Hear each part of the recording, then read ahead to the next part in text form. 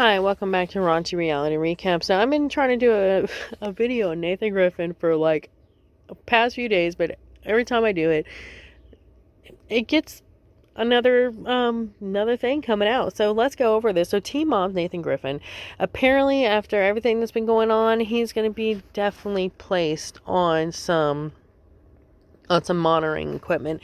Now, just to go over this, I found this from the Sun, so I'll link that as well. And it says Teen Mom Nathan Griffin to be placed on high-level monitoring when released from jail for strangulation of sister. Now, if you didn't know, apparently he strangled his sister. Allegedly, we have to say that. And it goes over the whole thing that happened as well. Now, his sister also came out as well and said some information about that. So just to go over this, at the beginning of June, Nathan was arrested in Florida for driving under the influence while during an argument with his wife. According to police report, he was arguing with his wife at Miami Beach when they were called for a disturbance between a male and female on June 1st around 7 p.m. The police reported the driver was seen by the officers sitting in the driver's seat of the vehicle with the vehicle turned on and in park. Officers could smell an odor of alcohol emanating from the interior of the vehicle and from the defendant's person. The defendant exhibits slurred speech, glossy eyes, and a flushed face indicative of a person under the influence of alcohol. When the police spoke to his wife, she told them that the star drank several alcoholic beverages both on FaceTime and in person that day. They said at first he cooperated with the police officers when they asked him to do the field sobriety test, and then they alleged that he failed to keep a proper balance when conducting the walk and turn on the one-leg stand test and was unable to listen to officers' instructions provided by officers prior to conducting the test. Which, I mean, I'm just going to say I'll never have a DUI test, hopefully. But God, my legs are bad. I probably wouldn't do that one leg turn either. Like if you had to walk and turn on one leg to stand test, girl, I'm big and my legs are my knees are bad. So I'm just saying I'm just putting it out there. I probably wouldn't be able to do that one leg turn.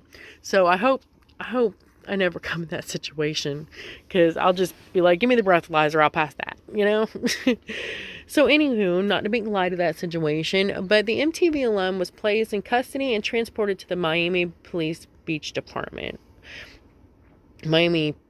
Beach Police Department.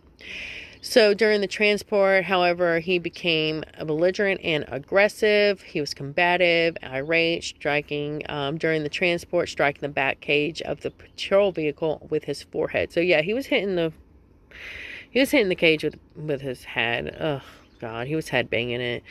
So at the station, he refused to exit the vehicle in order to provide a breath sample and continued to refuse to submit the breath test, the officers also alleged.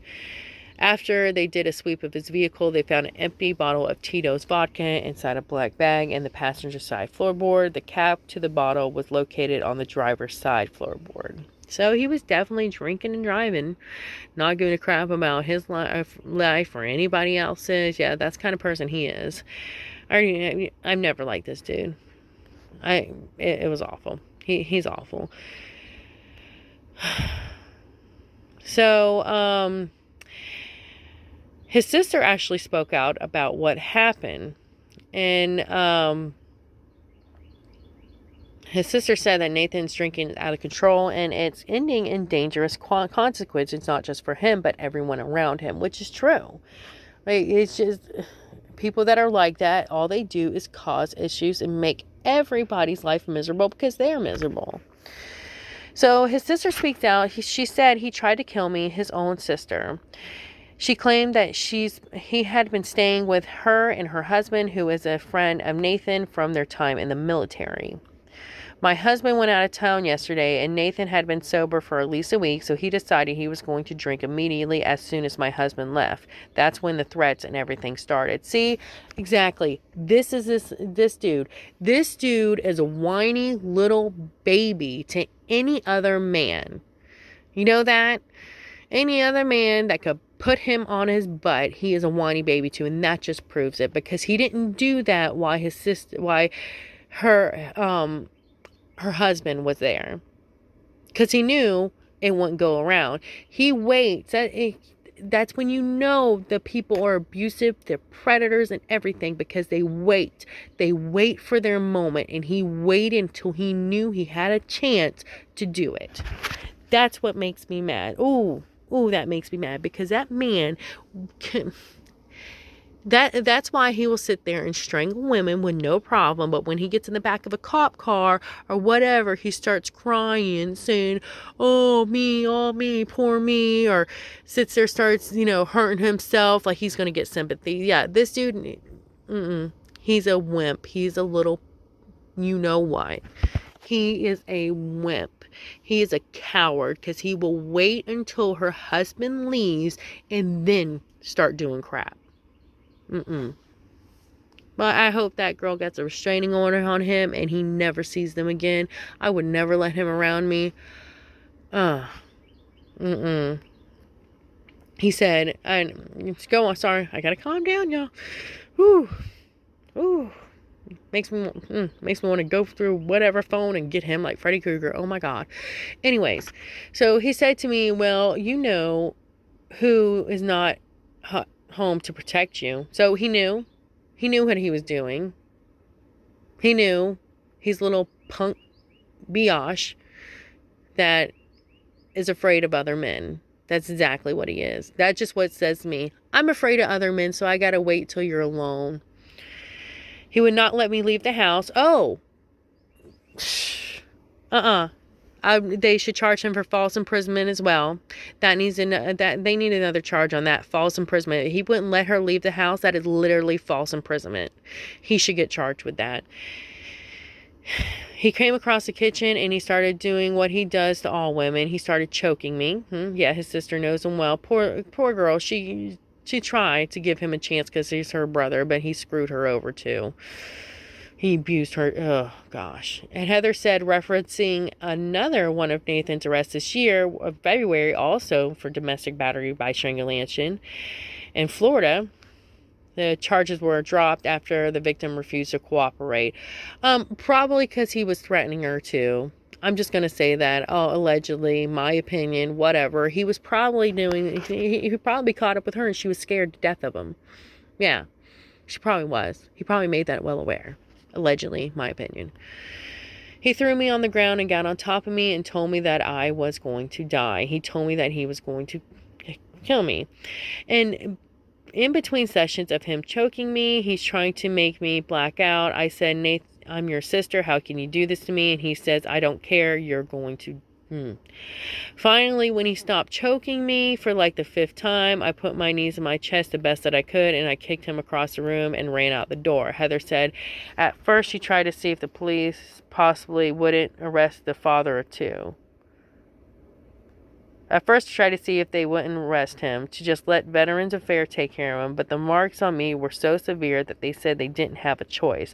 They said that even if I did say I didn't want him to go to jail, they just can't slap him on the wrist. They said he has to go to jail now. They arrested him on the spot, and it's so hard to see your little brother go through that, but at the same time, he wasn't caring about me when he had his hands around my neck. This girl, sweetie, good God, you need to go. I'm not trying to be rude about it, but you need to go get some professional therapy help, because no way should you have felt sorry for him in that moment. You have been conditioned probably your whole entire life to feel sorry for him. I don't know your parents, but I'm just going to go ahead and say your parents probably let him off with a lot of stuff. I might be completely wrong, but his parents probably let him get off with a lot of stuff, and that's why she feels sorry for him enough to forgive him immediately and not want him to get charged after he literally tried to end her life.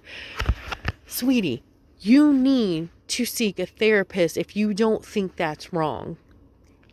I don't know what you've been through, but something in your mind is not letting you understand the full severity of what he did to you, and how he literally, you're even saying it, he even told you you need to go get somebody to help you understand that.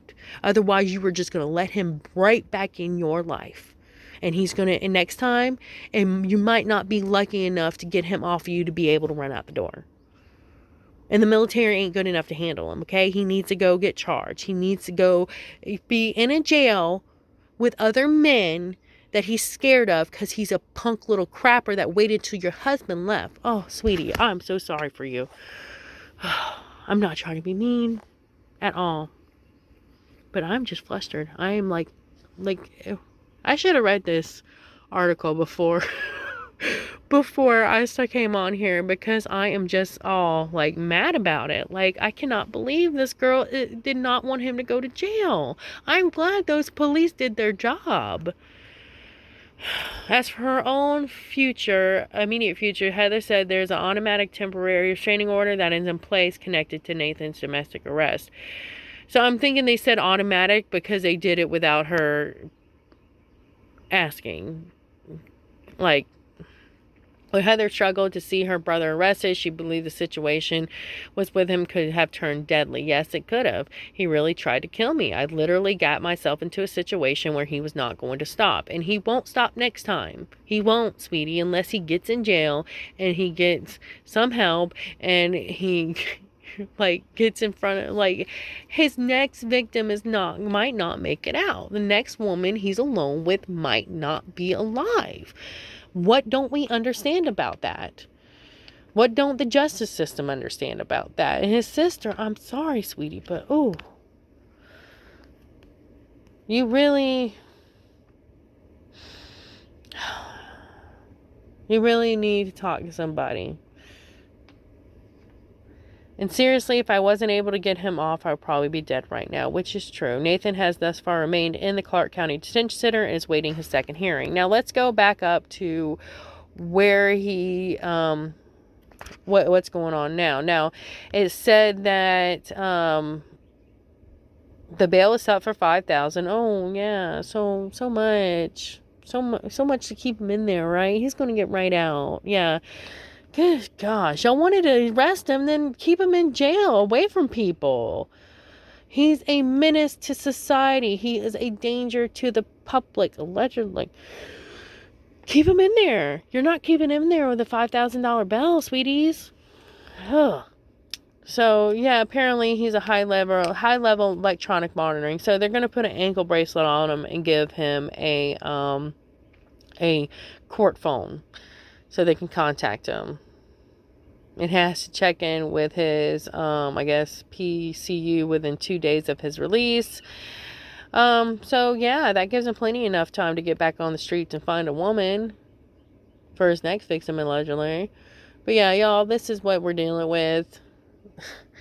His sister, she don't want him to go to jail. I mean, she does, kind of. I guess she's like, just in a moral dilemma. But if family ain't family if they try to kill you, sweetie.